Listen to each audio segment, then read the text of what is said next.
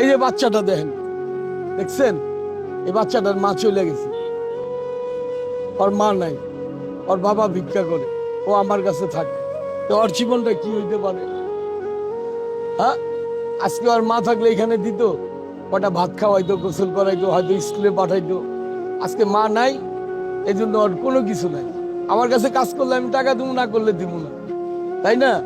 পৃথিবীতে যার মা নাই, ওর কোনো কিছুই নাই। মায়ের ঋণ শোধ করা যাবে না, না, ইম্পসিবল, কোনোভাবেই না, কেউই না।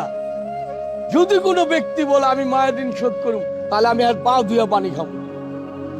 আপনি 1 মাস আপনার পেটে একটা পাথর বাঁধেন তো 5 কেজি, হ্যাঁ, আর বেটি 9 মাস থাকে, এই পাথর নিয়ে খায়, ঘুমায়, সব কিছু করে, আরেকটা বাচ্চা মানুষ করে।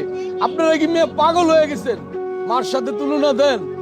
আমি বিশ্বাস করি না, আমার গলায় চাক্কু ধরলেও আমি বিশ্বাস করি না যে একজন মায়ের চেয়ে ভালোবাসতে পারে কোনো মানুষ আছে পৃথিবীতে। আপনি হুজুর কন, মাস্টার কন, বাড়িওয়ালা কন, যার চাকরি করেন, মনিব কন, উই আপনারা কি খারাপ মনে করবেন, কিন্তু আপনার মা আপনার জীবনে খারাপ মনে করবেন। এক হাতে থাপ্পড় দিলে আরেক হাতে ডাকদা বুকে নিবে, মা মাই।